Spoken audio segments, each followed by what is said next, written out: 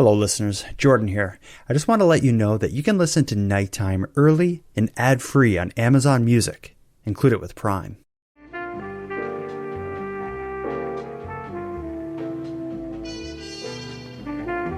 You are listening to Canadian Gothic, a series by the Nighttime Podcast. Hello listeners. This episode is going to take us from one side of Canada to the other, in a story easily among the darkest we've shared on the show. A life that begins in small-town Nova Scotia will end up pointlessly and horrifically snuffed out in the early morning hours near a remote lake in Saskatchewan. Prescription drugs, methamphetamine, alcohol and animal abuse, betrayal, and unimaginable violence all play a role in this story. So let's get into it. Tonight, Madelayne Kline and I will do our best to understand the murder of Logan Ring.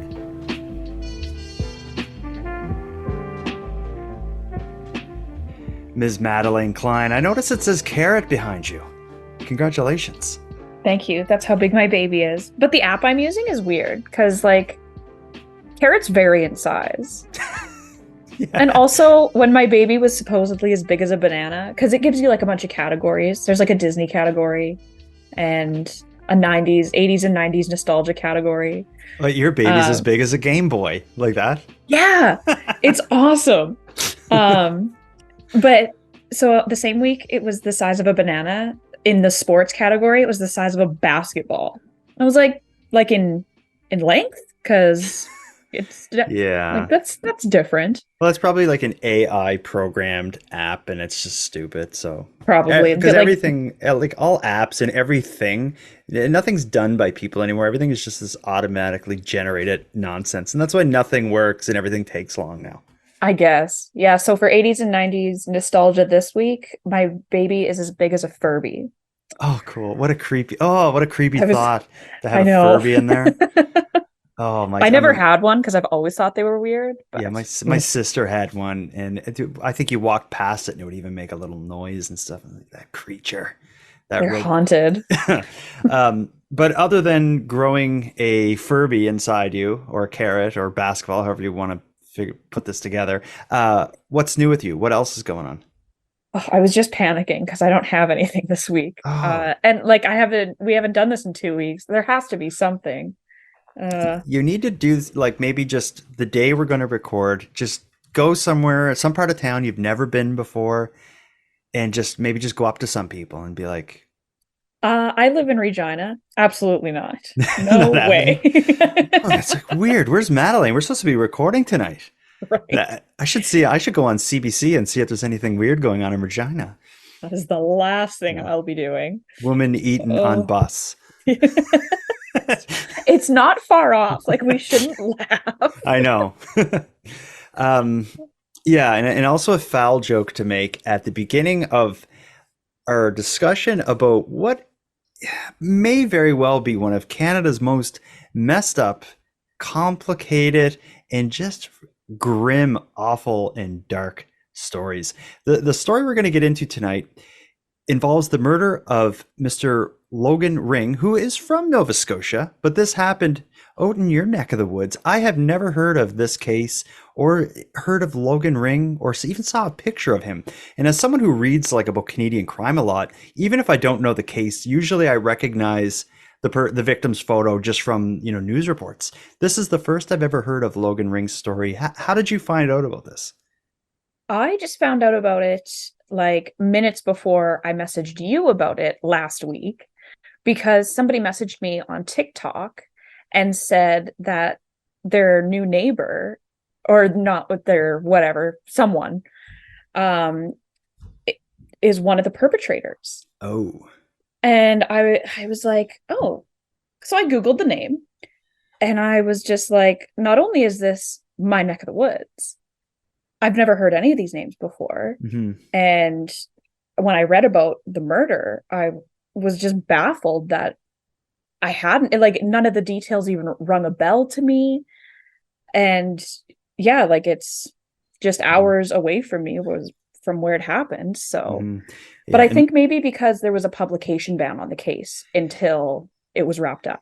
Yeah, and I'm not sure why that was, but that could very well be. And a publication ban prevents media from reporting on certain aspects of a case or a case altogether. This was one where any details related to the murder were banned from being published until after verdicts were rendered. And by that time, the media has largely moved on. So what you find when you read about Logan Ring is just a bunch of articles about, the trial and the trial ending, but not really about everything that leads up to it, which is what makes it fascinating. Well, I don't know about fascinating, but that's what I think get people following a case closely. But this story, like, someone writes you and they're like, one of the perpetrators now moved in near me. If I read about this case, my response to them would be like, you should move tomorrow because Right. this story is sick, and anyone involved in this, I would not want to live near them. No way. Well, and it is such a horrific crime. I couldn't find any articles or anything even just immediately after, like no Hmm. news broadcasts about it Hmm. or Yeah. anything like that. Yeah, So, about a young man found beaten to death in like a kind of a rural park type area. There's nothing about that. It's not until like arrests are made and trials start and his family starts speaking to the press that you see coverage. So it's kind of weird how this was just hidden, but in reading about it, it doesn't strike me as like what you would expect a Canadian crime story to be. This very much seems like it's pulled out of the pages of I don't know, like a Florida crime or that sort of thing. It just strikes me as this kind of like backwoods America, somewhere in Tennessee. This crazy thing happened. That's how it yes, sounds. But no, this is Saskatchewan. absolutely. I don't know if you've ever seen the documentary Into the Abyss. No. It's on Netflix and it's one of my favorite documentaries ever, but I just and the people involved in that crime are, like you said, like backwoods ish, Hmm. and that's exactly the vibes I got Hmm.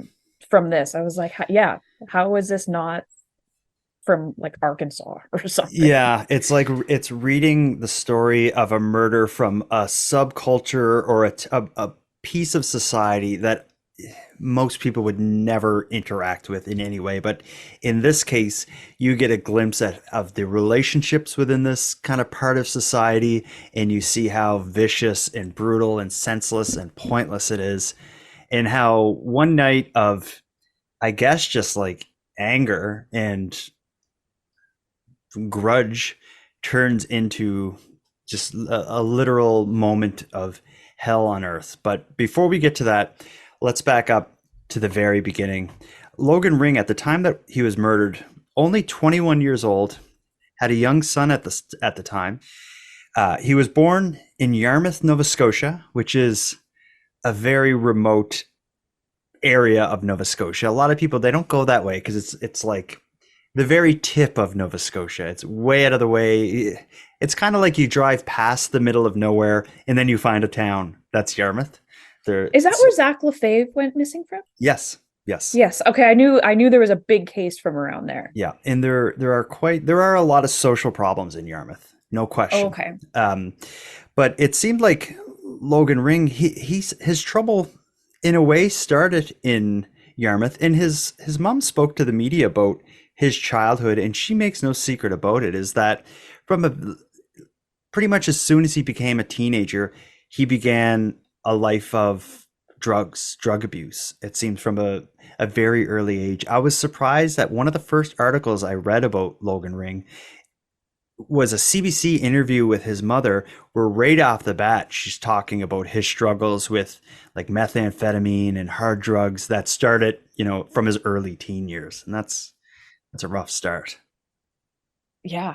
There and well, you said there's a lot of social problems in Yarmouth, and I mean, we'll get to it, but it sounds like he moved from a place with social problems to another place where social problems are very common. Yeah. So, Mhm. yeah. But he wasn't, and this is, everyone has different sides of them, but one side of it, you hear about Logan Ring, you hear of him having trouble with methamphetamine and hard drugs from a very early age. But you also hear people saying the most caring, kind, generous guy, if he had $15 in his pocket and he saw a homeless person, he would give that $15 to the homeless person. So he strikes me as just this kind of almost like helpless with his own addiction, but a nice guy at the heart of it, like a big heart, but also maybe a little bit of a weak will to stop himself. Just remember, yeah, drug use and addiction doesn't automatically equate to being a bad person or a violent person or an evil person. Mm-hmm. So it's hard to separate that because you think that it's like this criminal who gets into drugs, but it's not. When you're talking about like a 13, 14-year-old getting into hard drugs, no, that's just being in the wrong place and around the wrong people. And it's more like social factors, I think, that lead to that situation. But his problems seem to start in Yarmouth. He leaves Yarmouth for Prince Albert in Saskatchewan in his late teens. I don't know anything about Prince Albert, but based on what you just said about leaving one socially troubled place to another, I have a feeling you have something to say about Prince Albert. Yeah, there's Prince Albert, you put it perfectly. There's a lot of social issues. It's and I don't have the answer, but there's a lot of work that needs to be done. Yeah. It's the kind of place like if you were you don't, I guess in Prince Albert you don't need to look for trouble to find it, it seems. That's right. Logan Ring goes there as someone who's been struggling a bit. He ends up very quickly finding his way into sort of like a street gang lifestyle that involves methamphetamine, cocaine, taking and selling pills. And this seems to happen from the time he arrives until the time he leaves, which he's now in his 20s. He leaves Prince Albert to go to a place called Swift Current. Based on everything I read, that seems like a pretty kind of small area. Do you know this place? Oh yeah, Speedy Creek we call it. Speedy. Why is that? Swift Current, Speedy Creek. Oh, that's like giant. Do you know what giant tiger is? Oh yeah. Okay, we call it huge pussy. Oh no, I've never heard that. So, but yeah, Speedy Creek. So he goes to Swift Current. He goes there as a way to get out of the trouble he found himself in Prince Albert, as well as his girlfriend, who the mother of his child, a son, lived in Swift Current. So it seemed like he was making steps to get away from the trouble he was in. I can only imagine having a child would do that. I would hope so.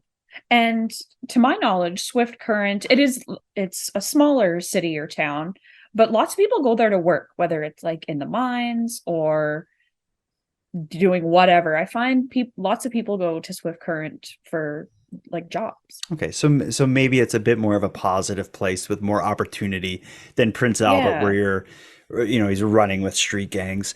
This idea of him, of Logan Ring trying to maybe change his life and get away from his troubled past. This could have been one step in it, but there are other times in this story that it seems like he's trying to get on the right path, but just keeps getting pulled back into it, it seems. When he moves to Swift Current only for a short amount of time, it seems, because in 2016, the year that he was killed, he moves to another place, which I think is about an hour away. It's called Tugask, Saskatchewan. Did I get that? I've never heard of this place. Yeah. I would have said Tugaski, but I don't know. Okay. I've never heard of this place. Yeah, it's looked to me about an hour drive out of Swift Current. It's a remote, rural, kind of small towny place, which makes sense because I know he went there living on a farm that had a lot of animals, horses and stuff.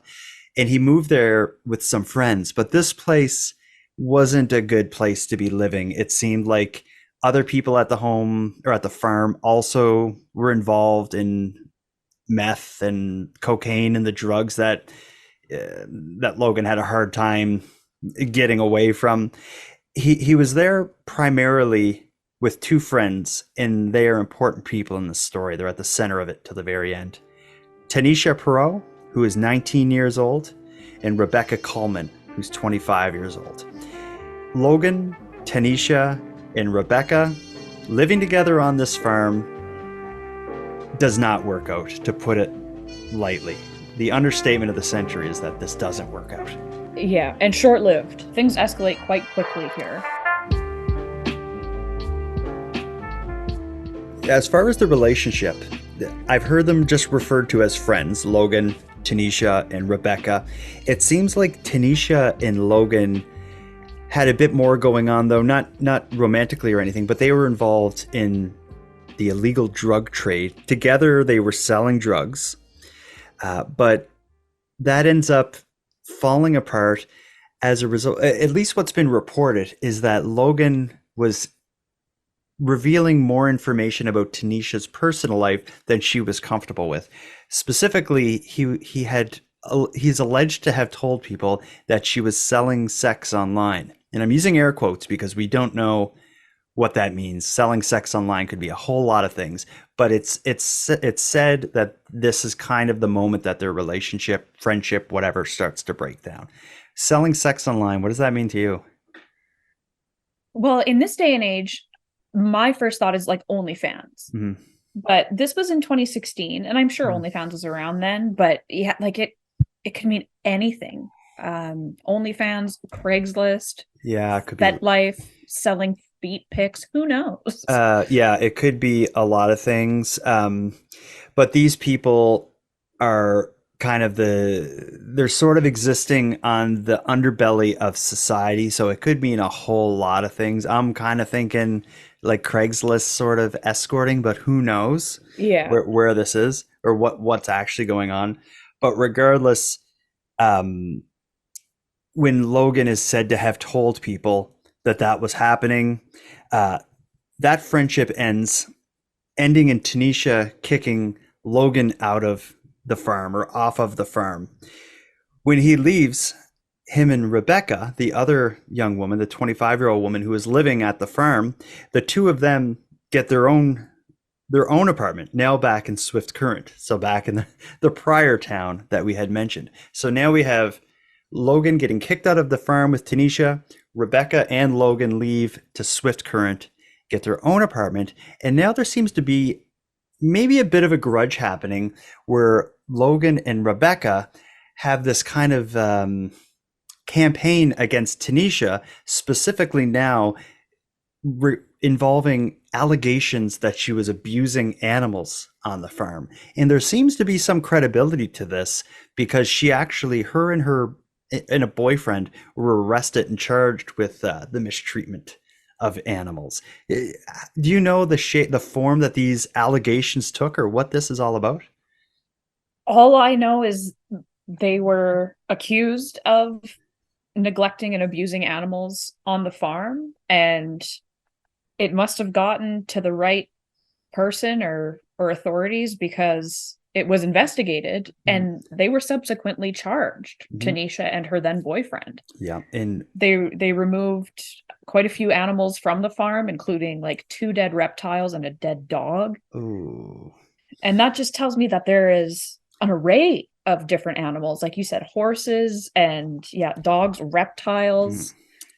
One of the things I found, and it's hard to tell who this is coming from because the story that has come out is that Logan and Rebecca were making these allegations kind of all over the place on Facebook groups related to animal care. There were messages made on his own personal profile. Logan had made a post that said, "I'm the reason she's being charged for animal cruelty and neglect," and had her animals seized. So he's not hiding the fact that he's behind it. I also found one of those petitions, a change.org petition that was all about Tanisha's mistreatment of animals. It had included a photo of a horse that looked like it wasn't being cared for, and it was kind of a petition that started in October. It was started, I believe, a month before he was killed. Or no. Yeah, it was started 1 month before he was killed. So I'm not saying if Logan or Rebecca made that petition, because it wasn't in their name, it was in some other name, but maybe they were involved in that. Who knows? But Logan did take credit publicly for her arrest and charges and for the animals being confiscated. So I would say it's getting ugly at this point. Oh, absolutely. But the fact that they were so public in like taking responsibility for outing Tanisha, and the petition is under a different name, leads me to believe that this was public or common knowledge among us, like the town, a certain group, whatever. Yeah. And they don't just charge someone for no reason. So we have it set now where we have Tanisha still on the farm having trouble with animals. We have Logan and Rebecca in Swift Current living together, making the allegations. The next thing that happens in Logan's life is a breakdown of his relationship with Rebecca. And this one seems to really make things ugly. Their friendship breaks down and their living arrangement breaks down. It is said because Logan was doing drugs in the house, which was something that she was against. Rebecca did not want him doing it in the house. Apparently, she caught him doing drugs in the house or apartment or whatever and wanted him out. He didn't want to leave, so it is said. And of course, we're getting this from her point of view because he's not here to tell his story. But she wanted him out of the apartment. He wouldn't go. And that's, I think, really what gets the wheels rolling. What does she do to get him out of there? She calls on the help of a friend, a man by the name of Todd Donaldson, who's quite a bit older. He's 50. So yeah.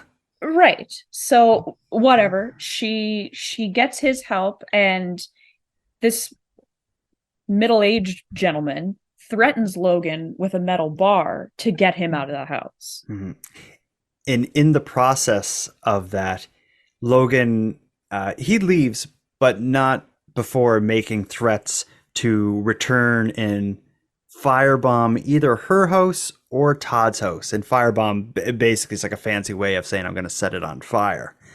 Okay, so it's because I was going to ask what that means, because all I'm picturing is like a big flamethrower. It's like, that can't be right. No, like if to say I'm going to firebomb someone's house, you're kind of implying I'm going to fill like a beer bottle with gas, put a piece of toilet paper on in it, light it on fire, and throw it through a window. Okay, yeah, that like makes something along those lines. So it's a threat. If you say to someone, I'm going to firebomb your house, you're pretty much saying like at some night soon, you're going to wake up in the middle of the night and your house is going to be on fire and a window is going to be broke. Something that's a serious, scary threat. But in this context, you got Todd Donaldson, the 50-year-old, somewhere between friend of Rebecca and maybe family friend, because parents are going to start getting involved in this, threatening Logan with a metal bar to get out of the house. He's leaving saying, I'm going to firebomb your house.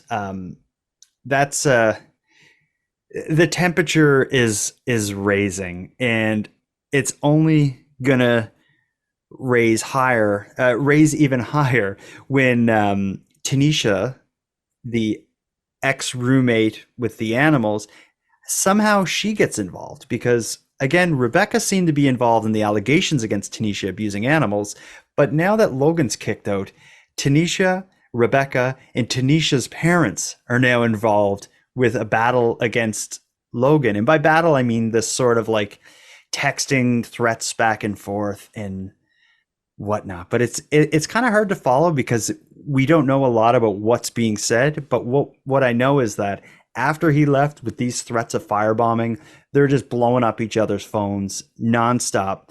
Everyone texting with Logan, and then separately, everyone texting each other about the threats being made towards and against Logan. Well, and I'm wondering if that was the reason for the rekindling, if you will, between Tanisha and Rebecca. Because they were not friends. Yeah, so and it could then be now all of a sudden they're working together. Yeah, like you're right. He is nuts. He just threatened to firebomb me. Maybe. Yeah. But then, like, yeah, sorry for accusing you and getting you charged with animal cruelty. Yeah. Whatever. Whatever it is, the next stage of this story could easily be called the setup or the plot against Logan. So on the 15th of November and the 16th of November, which 16th is the day Logan is killed, those days there were nonstop activity on cell phones, again, between Logan, Tanisha, and Rebecca. I almost think of it as one thread of text between them three, and then separately between Tanisha and Rebecca, Tanisha's parents, Colin and Jolene, and again, Todd Donaldson, the man involved in getting Logan out of Rebecca's apartment. So they're all talking separately about, we got to stop Logan, we got to scare him, we got to threaten him, we got to do something to get him off of our case. I would love to see what those texts say, both sides of it. I'd like to see what they were saying with Logan and what they were saying with each other. We don't know that, but we do know that they came up with a plan to bring him somewhere isolated. Do you know what the plan was, or what they were like? How did this happen? All I know is the plan was to isolate him and, quote, rough him up. But if you're planning on roughing someone up, like, I wouldn't arm myself with a metal bar first. Mm-hmm. Like, roughing someone up to me is like fighting them physically, punches. Mm-hmm. But yeah, so they decide to get him alone and rough him up, whatever that means to them. Yeah, the area they bring him is called, they lure him somehow. We don't know what exactly they did. And again, a lot of this was behind a publication ban until the conviction. So a lot of these details weren't reported on. But what was said is they lured him to an area near Lake Diefenbunker. Or Diefenbaker. Diefenbunker is a place in Nova Scotia near. Oh, really? Diefenbaker. This is a lake. You've heard of this before?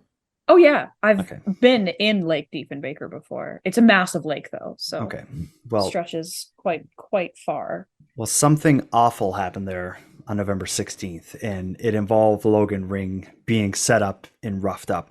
It seems like they being the five that were luring him here with the plan to rough him up and scare him. Tanisha, I have a feeling she suspected this wasn't going to go right, because she even says to her dad, rough him up and scare him, but don't take this too far. Like, I wonder if she knows her dad is a nut. Her dad is named She's Colin. got to. Yeah. So she is said to have warned her dad, don't go too far with this. And I think maybe me mentioning that now is a bit of foreshadowing that, yes, he will go way, way, way too far with this. So the way this happens, 3 a.m. or 3:30 a.m. on November 16th, Logan shows up first in his driving a Ford Explorer. He's standing outside his Ford Explorer waiting for the rest of them to come, and he's holding a broken pool cue. So does he know he's in trouble? Like, I've heard of it as lured, but if someone lures me there, it's more like, let's meet up and, whatever. Not like, let's meet up and you need a broken pool cue to protect yourself. Well, see, and that's why we need to know what these text messages said, because clearly he knew there was going to be some sort of confrontation, physical, verbal, whatever. So he came prepared, if you will. Why he went at all is just baffling to me. But maybe he didn't know that Tanisha's parents were going to be there.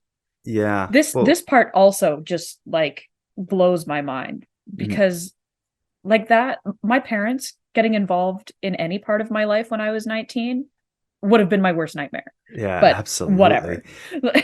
But you do see people, and again, just this story takes place among kind of a piece of society that we don't often interact with. But I do see people online, like saying Facebook comments or YouTube comments, threatening each other to fights and stuff. Like, you're so bad. Meet me anytime. I have a feeling it could have been like that kind of thing.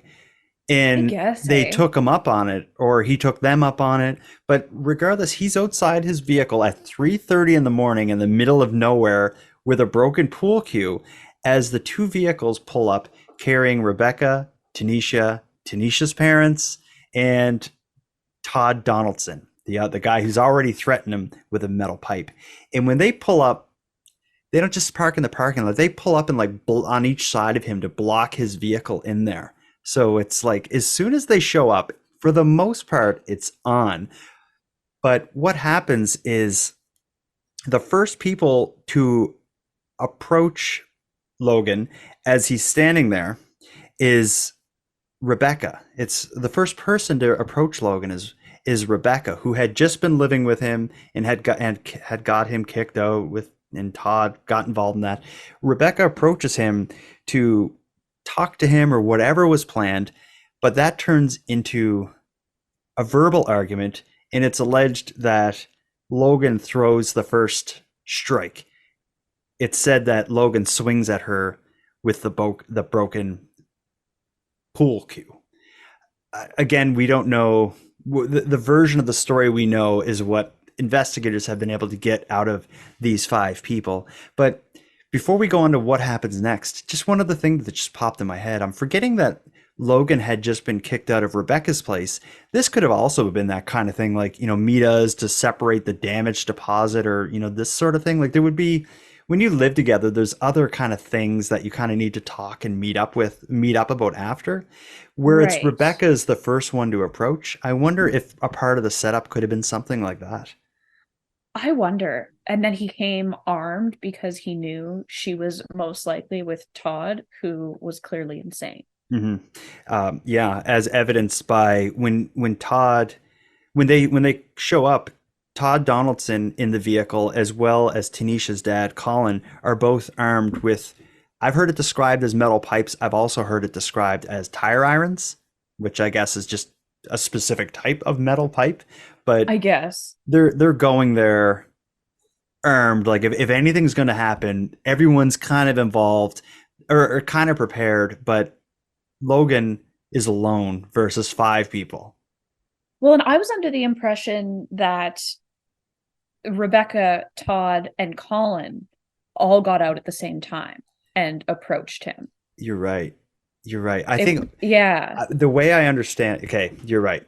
I think the three of them approached with Colin, who's Tanisha's dad, and Todd are holding the metal pipes as Rebecca begins the conversation. So let's just say we don't know what the context of the meetup is, but let's just say if they're splitting up a damage deposit or something like that, there's kind of armed guards on each side of Rebecca, this Todd guy and Tanisha's dad. But that's not enough to scare Logan away, because he, as I said, he is said to swing at her. I don't know if I believe that. I don't take any of their words for it. And the only person that could potentially tell the truth is dead. Mm-hmm. So, yeah. Well, and even if it was an intimidation tactic, and maybe that's why he swung first, can you blame him? There's two grown men with metal pipes behind the person you're trying to talk to. Yeah. So. Yeah. And now this story is going to get really dark and move fast, because it's said that as soon as Logan swings at Rebecca, if that is true, that puts Tanisha's dad, Colin, who's 52 years old, and Todd Donaldson into action, both armed with metal pipes or metal bars or whatever we want to call them. And they both immediately begin to double team, attack Logan. He's outnumbered, overpowered, underarmed against their metal, like a, broken pool cue does not trump two metal bars. And he ends up very quickly on the ground, getting like the kind of beating that you don't get better from, I guess is one way to put it. And it's like, it's straight out of a movie. Reservoir Dogs specifically, because it is said that during the beating, Colin, who is Tanisha's dad, was singing and beating him with a metal pipe to the kind of beat of the song that he was singing. something about banging a bongo drum, and he was like beating him while singing this. Yeah, like that's, and then while this is going on, Rebecca returns to the vehicle to retrieve a tire iron and joins them. Okay, so you have three people beating you with some form of metal device. You don't last long in that, and he was almost immediately incapacitated, but he was still conscious. At one point, and we should also say that Tanisha and her mom, they stayed in the car. They didn't get out of the car for the actual this actual beating that took place. They're in the car watching as the other three are beating him with metal bars and tire irons. At some point, though, they become aware of how bad it actually is. I think it was Rebecca returned to the vehicle and actually told them his eyes out. His eye just came out. Like they were aware of what was happening, as were the people that were actually beating him, because it said that his eye, like they commented on his eye being dislodged, which is, well, because Colin smashed Logan's face into the hitch of the vehicle, okay. And it dislodged his eye. Oh man. Yeah. And then I imagine they continued to beat him. Wow. They continued to beat him, and as I mentioned, he did not lose consciousness because Logan, I think probably realizing how bad it was, he began not to beg for his life, he began to beg for them to kill him. It was after I'm sure it was Colin. I think he broke his neck. He like drove his knee into the back of Logan's neck, and there was a large cracking noise, and then that's when Logan said, like, just kill me. Wow. So they hitting his head against the hitch on the car, which would be a big heavy thing of metal, dislodges his eye. Tanisha's dad puts the knee on the back of his head and probably breaks his neck, which then leads to the just put me out of my misery and kill me. Do you want to say what happens next? Because I don't want to say it. Colin, unfortunately, I don't know how much longer after it was that Logan begged for him to kill him, but he takes a utility knife out of his pocket and slits Logan's throat twice. Mm-hmm. Holding him by the hair, which sounds like the kind of thing you would see. You know, you see those like videos from the other side of the world where it's like, you know, decapitation and beheadings and all this stuff. It sounds like a scene from that. Colin, in front of the others, grabs Logan by the hair and has a utility knife in his pocket and slits his throat twice.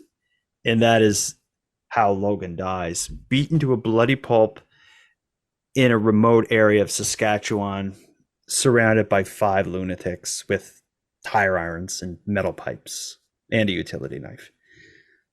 It's unfathomable. Mm-hmm. It sounds like a murder that was written for a movie. Yeah. And it also sounds like there's a bunch of meth and alcohol involved. I don't know about the meth, but alcohol was involved, because even after the murder, they didn't take off and flee. They stuck around drinking. The 5 involved, they stuck around drinking and cleaning up the scene. They were doing things like collecting their cigarette butts and, you know, any evidence of them being there, they picked up and cleaned up. So there was, like, it was a deliberate. Were they just drinking around this dead body? Because that's what I'm getting from it. Yeah. Drinking and smoking cigarettes around the kid they just killed. Mm-hmm. I'm sure they, at some point during this, they move him, but they don't move him far. He was left and found in the same area the next day. So they probably just put him out of the way, cleaned up, drove out of there. Well, I know nothing about how he was found and if he was reported missing. No details of that have come out. No, and I'm trying to, like, I don't know what the scene looked like, but I'm picturing just like a desolate Saskatchewan field, probably full of snow because it was November. Like, there couldn't have been much around to drag him to, or you put him behind or whatever they were doing. You know, since they were all driving, I'm almost picturing this little like parking lot with like tall grass on the side of it, and they just drag him over there, you know, just to get him out of sight. But his Probably. vehicle was there and stuff, so it was, you know, I'm just speculating, but I think this is probably the kind of thing where the next morning some people pulled up to go to the lake or whatever and saw a vehicle and a body like off to the side or something. But because he's found the next day, and he's not found as a result of one of the five involved coming clean and, you know, calling an anonymous tip or anything like that. In fact, when the investigation begins on who did this to Logan Ring, they go to some of the people involved who continue to take steps to cover their trail. The first person of the group they talked to was Tanisha. Just a couple days later, they interviewed Tanisha. Police would be aware because she's already been charged with the animal cruelty stuff. They probably know that there's some bad blood between Logan and Tanisha. When they interview Tanisha, she gives them the name of two suspects or two people that want to kill Logan because of some kind of drug debt, like obviously making up a story. The police narrow in on these two and end up taking them in and polygraphing them. It's said that they both pass, but Tanisha's initial plan is direct attention that way. The next step is Tanisha's mom, Jolene Epp. Do you know what she says? She implicated either one or two others, saying the same thing, that they were after Logan over a drug debt. Mm-hmm. And I believe that man or those men were also cleared.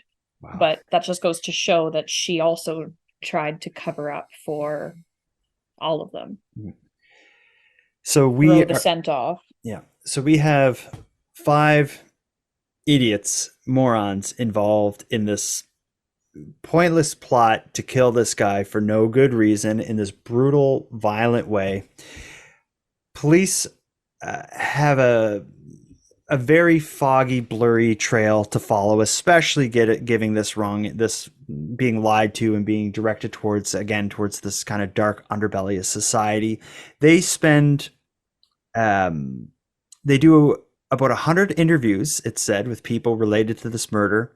They spend little over a year investigating, but what ends up breaking the case is that stupidity of those 5 people I mentioned. How do they come to the attention of Saskatchewan's finest? Is that what you call the police force? No, I've never heard that. Okay, I didn't think so. I made it up. Saskatchewan's finest. I thought for a minute, I thought you were referring to the 5 perpetrators of Saskatchewan's finest. No, yeah, well, and with the 100 interviews, we have to remember that everyone involved, like, it's as if Saskatchewan isn't small enough. I'm sure all those 100 interviews, they all said the same names for sure. And so when they were finally arrested, it was said that the 5 perpetrators actually implicated themselves by bragging about it while they were drinking. Which is not a surprise to me. No. And in 2016, 2017, I imagine some of those confessions are probably on camera, Snapchat, whatever. I wonder. Yeah, but it's what you said is this. What I've come across as well is that it's alleged that while drunk they implicated themselves, which is they probably did it when drunk. They probably had their fights with Logan in the apartment when they were drunk. Now they confess to it either on video or whatever while drunk. Police narrow in on them. There must be more information than just this drunk confession, because all 5 of them are taken in, initially all charged with second-degree murder. But as our criminal justice system here in Canada often does, that's not the charge that sticks. The only person who doesn't plead down is Tanisha's dad, Colin Perot. He is the one who is said to have broke his neck, also the one who slit his throat, and actually likely the wound that actually ended Logan's life. He he challenged it. He pled not guilty to second degree murder. Everyone else pled down. Before we get into what happens with Tanisha's dad, Colin, do you want to kind of summarize the what they all plead to? Um, 20 so this was at the time of being charged or convicted. 27-year-old Rebecca Coleman pleaded guilty to manslaughter and received 8 years in prison. Yeah. 50-year-old Todd Donaldson, again charged with second degree, pleaded guilty to manslaughter and also received 8 years in prison. Tanisha Perot is 22 by this time. She pleaded guilty to accessory after the fact to murder and received 2 years in jail. Yeah, and I think a part of the justification for that for Tanisha is that she stayed in the car. It said that she didn't get out of the car, so she didn't take part in the actual killing, but she did take part in the cleanup and the lying after the fact. So she was clearly an accessory after the fact. So I think that charge, that conviction, that makes sense. But I think 2 years, I don't know. I think whatever the range is for a penalty or a sentence for accessory after the fact, I think her case should be on the further end of that. She didn't give someone a ride or keep a secret. Well, and I imagine she bragged with the best of them.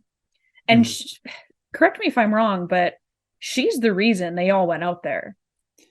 She seems to be the nucleus of all of this. And it was her parents that got involved.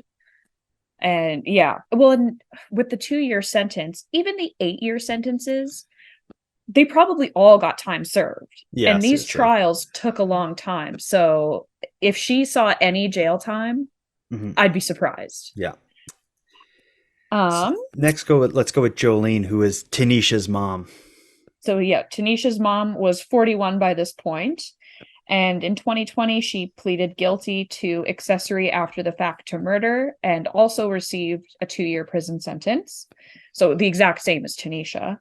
And then it says right here, minus remand credit. Net sentence to serve 1 year and 251 days. Okay. So basically, and I'm thinking Tanisha probably got the same kind of credit, but Jolene, like Tanisha, although she also lied to police, was involved in the cleanup, she wasn't involved in the actual physical act of murder. We're now left with Colin Perot, Tanisha's dad, the man who I think is most culpable for the murder, although he is not the only one in my mind who committed second degree murder that night. He pled not guilty, probably pointlessly, because the trial was pretty clear that he did it and was guilty of the offense he was charged. He was found guilty by a jury, and more suitable punishment I think he gets is a life sentence without the possibility of parole for 13 years. And I think given our justice system, or whatever we want to call it here in Canada, that seems about as good as it should be.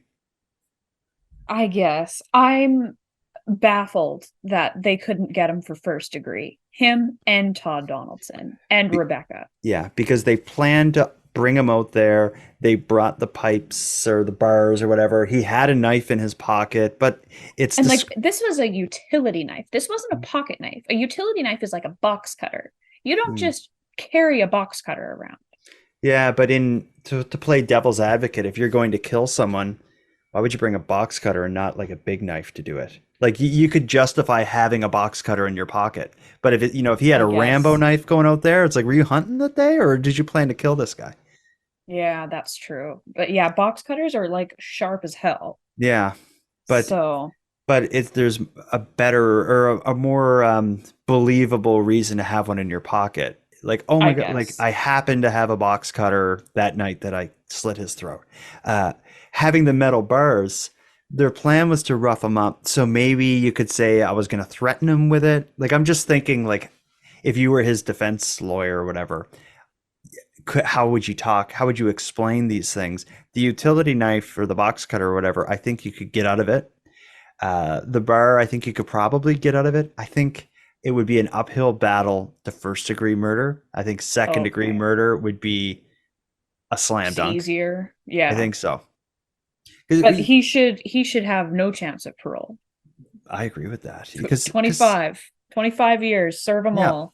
because this isn't like he beat him up and in the middle of the fight, like he bumped his head and died or something. No, no. No, this is broke his neck, slit his throat. And like you said earlier, there came a point during this beating that Logan, like it wasn't a beating you would ever recover from. You'd never be the same. Mm-hmm. Like, yeah. Ugh. Yeah, it's the time that they should have started or they should have stopped was right after they roughed him up, which is, one hit with a metal bar is pretty roughed up. But when you're at the Right. point that you see that his eye is dislodged, if you don't stop right then, you are choosing to kill someone. Like that's way too far. And then he was like all psychotic about it, like a Clockwork Orange singing while he was trying to murder this kid. Mm-hmm. Like, ugh. You mentioned at the beginning the reason you found out about this story is a listener or a viewer of your TikTok account, a follower of your TikTok account, reached out to you about it. I do know that there was some controversy surrounding Tanisha's prison sentence. Tanisha is now out of prison and is said to be living in on Vancouver Island, but her sentence or her time in prison was very short and it was very gentle. She spent it in a healing lodge where she has a child. She was allowed to have her child with her in this lodge. So she actually spent prison, not in a prison, and with her kid, which, as you can imagine, is something that Logan Ring's family was not cool with. And nor should they be. No. That's so brutal. And just adds insult to injury. Like his mother, like Logan's mother said, what is she going to learn from that? Mm-hmm. Yeah, it's and at this point, both Tanisha, at the time that we're recording, both Tanisha and Jolene, who is Tanisha's mom, would both be out of prison. The others wouldn't be yet, but yeah, it's I would say justice is not served. You just quoted Logan's mom, Cindy, by saying, "What is Tanisha going to learn from this?" The full quote is that, and this is a quote she gave to CBC, is, "What's Tanisha going to learn about this? Hey, we killed this guy, and I got 2 months in a healing lodge. I got to play with horses, and my kid lived there with me." That's the full quote, and that would be hard to swallow, knowing what they did to your son. Exactly, and and just mother to mother, like Tanisha's mother, I can't imagine what she thinks of Jolene, or excuse me, Logan's mother. I can't imagine what she thinks of Jolene. Mm-hmm. Like, why would you ever help your child kill someone? Yeah, your parents are supposed to, like, when this kind of thing is happening, the parents are the level-headed ones that are like, whoa, whoa, whoa. We're going to call the tenancy board, not lure him in the woods with pipes. Exactly. Yeah, it's just, and I guess that just goes to show you are a product of your environment. So it sounds like Tanisha didn't have a chance. Yeah. And that's who brought her up. And then if you hear, and then on the other side of it, Logan has said, of course, struggled with substance abuse and addiction throughout his life, but is said to have had a huge caring heart.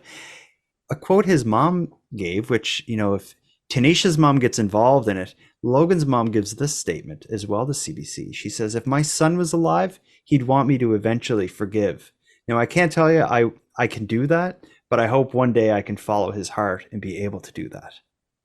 So I think we see who the good guys and who the bad guys in this story are. Oh, absolutely. And yeah, and it's like, this is neither here nor there, but I just want to know how Todd Donaldson got in on this, because he is allegedly a friend of Colin Perot's, but he enters into the story through Rebecca, who was no longer friends with Tanisha at this point. Yeah, it's such why? It's just weird. Yeah, because so Todd Donaldson, this older man, is somehow connected to Tanisha's dad, But when Rebecca, who is in at war with Tanisha, has a problem with her roommate, she ends up calling or contacting this Todd guy, and like, who are these people? It just seems Right? like five pieces of trash is how I'm gonna Yeah. put it. I'm just And the then hills have eyes. yeah, then you add Like, meth and pills in this farm with the animals being abused, and it all culminates to beating someone to death and slitting their throat near a lake over nothing. Like I don't know what this is over other than kind of like a Facebook feud. or like threatening to burn someone's house down. Yeah. Yeah, I guess it's Which, like, okay, that's a no-no. You shouldn't do that. But it doesn't warrant getting killed. mhm, absolutely Like, and not. in such a manner. And if you were there when it actually happened, I'm sure like, we don't know the truth. This is what came out in court. I'm sure this isn't the truth. It's worse. I'd bet money, but you will never know. No. Well, and it's got to be the gang mentality. You know, there's five of them. Why didn't so Tanisha on their way there was like, "Oh yeah, like don't take it too far." It probably would have been for nothing, but she could have tried to step in and say, you know, that's enough, or like, what are you doing, Mhm. taking it a little far? But Yeah, I think something like this happens when, yeah, the gang mentality and no one is going to be the leader to stop this, and they're just doing it. I'm sure there's alcohol and drugs fueling a lot of it. And then on top of that, there's probably just again the social problems that tear away at someone's like psyche. Like I think these were probably damaged people that are capable of this. An average person is not capable of doing something like this, especially for no reason at all. right? Yeah, it's just it's unfathomable. Like Mm, I can understand wanting to fight someone out of anger, but this is yeah, another level. this is different. This reminds me of another story that we covered in Saskatchewan. The name is escaping me right now. It or maybe Serena McKay? yes, Serena, or was that Saskatchewan? Where did that happen? That was Manitoba, Okay, in Manitoba, the because neighbor. together we did an episode about Serena McKay, who got in an argument like at a party and just got beaten to death pointlessly. That was a bit of a different situation than this, but it just this idea that a group of people can do something so horrible and horrific and pointless and risky for them as well, because you know they're risking prison as well, but that someone can do that and not have someone step in and be like, whoa, what is happening here? Exactly. Yeah, and then to go as far as to try and cover it up after, and then to brag after. Yeah, There was also bragging in Serena McKay's case too. you're It's right. just it's uh bizarre. And it's do they do these people not fully comprehend their actions, or do they know our justice system is just lackluster, and if they serve jail time it won't be long? Like I don't know, man. I was thinking even the two, Todd and Rebecca, that were sentenced to 8 years, they'll probably be out soon. They'll mhm, get time served. They'll mhm, only serve one third or whatever it is. mhm. Yeah, it's crazy.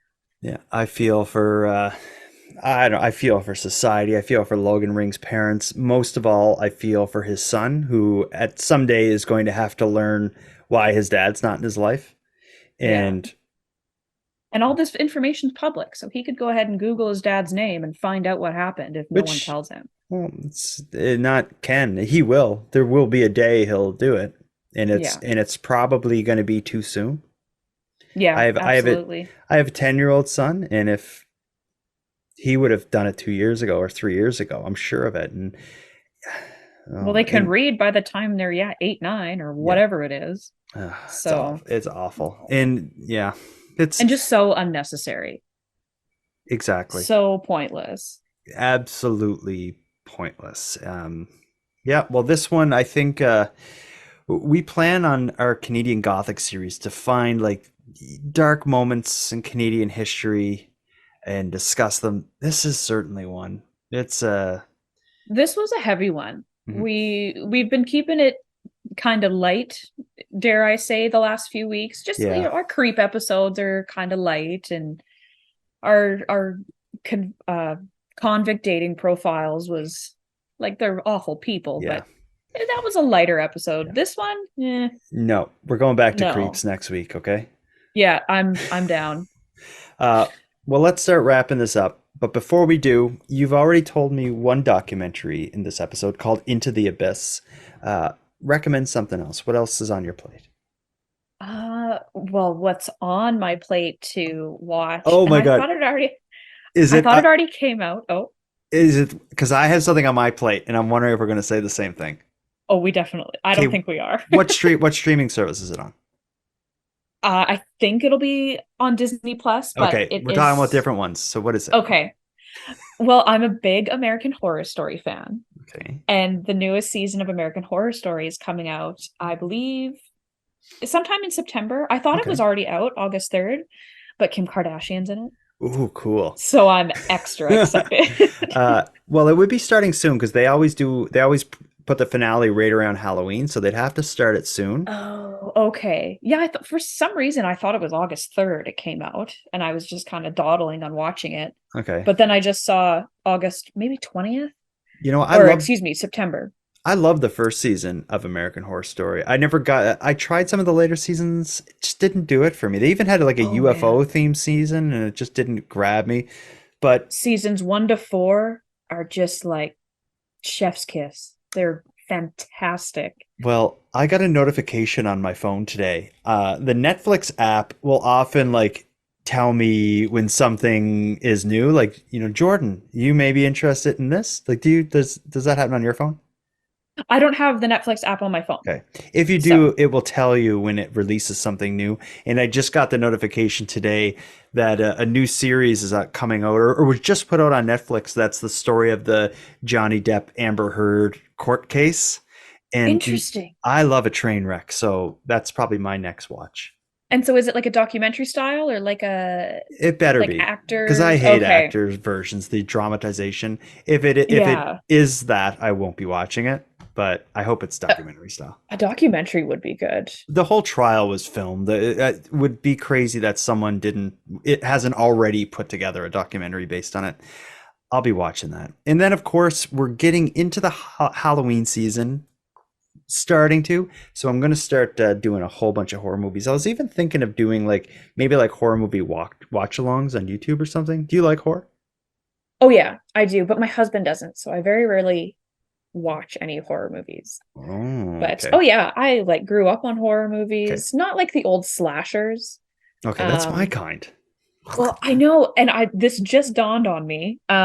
You would really like probably the season, I think it's season 9 of American Horror Story. It's 1984, and it's like a slasher kind of theme, and I really enjoyed that one. I'll watch. I didn't know they did that. That's my style. Yeah, you would like it. Well, keep us up to date with how the newest season of American Horror Story is, and I will let you know if the Depp versus Heard is a reenactment dramatization or an actual kind of documentary. Okay, that's the deal. Same time, same place? Well, yes, except less grim. Next week will be creeps. So if anyone listening has any experiences with creeps, either present day or in the past, you have a weird neighbor, a landlord who watches you for whatever reason, a next door neighbor who calls the fire department on you every time you have a fire in your backyard. We want to hear about that stuff. And the best way to tell us is go to nighttimepodcast.com, click on contact, and let us know. And the other thing you should do is check out Madelayne Kline's YouTube channel. She just did an episode about a collection of inmate dating profiles, which is a good sister episode with what we did last week. So check that out on our YouTube channel.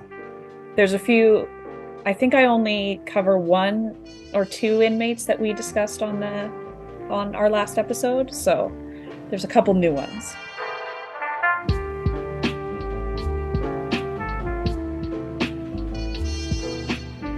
I want to thank you for joining Madelayne and I for this episode of Nighttime.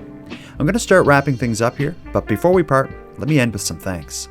First, a big thanks to Monty Datta, who contributes the music for this series, and LJ from the Dystopian Simulation podcast, who provides the intro and outro voiceovers. But lastly, and most importantly, I have a massive thanks to each and every one of you who listen to Nighttime, as without your interest and your support, this show would be as pointless as it would be impossible. Now, on the topic of support, let me thank the newest subscribers to the premium feed. Jason, Christina, and Stacy, thank you for going premium. And for anyone else who'd like to support the show, you can help in a variety of ways.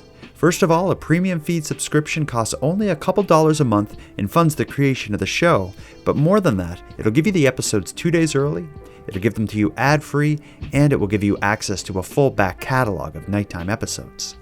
And if for whatever reason you can't go premium, you can still support the show by simply sharing this episode on social media and letting all your like-minded friends know what we're doing here. If anyone listening has any story ideas or wants to give feedback on the show, you can reach me anytime at nighttimepodcast.com/contact. I hope to hear from you. But until then, I hope you all take care of each other. I want to remind you to hug your loved ones tight, and please let me know if you see anything weird. The Nighttime Podcast is written, hosted, and produced by Jordan Bonaparte.